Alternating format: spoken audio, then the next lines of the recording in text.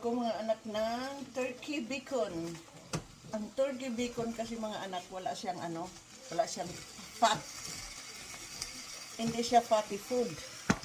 Kaya masarap siya kasi hindi siya fatty food.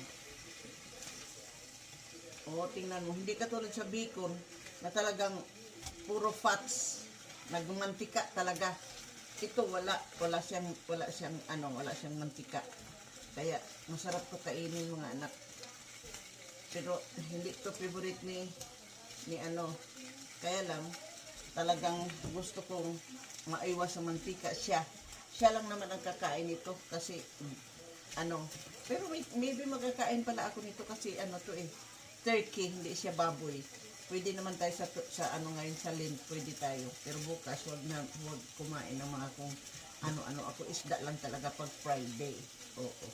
Kaya ito bacon. Turkey bacon mga anak, ang isa sa mga almusal ni Daddy Lo, at may lulutuin pa ako na isa mamaya, ha? Kaya iyan muna ang lulutuin natin ngayon, yung turkey bacon.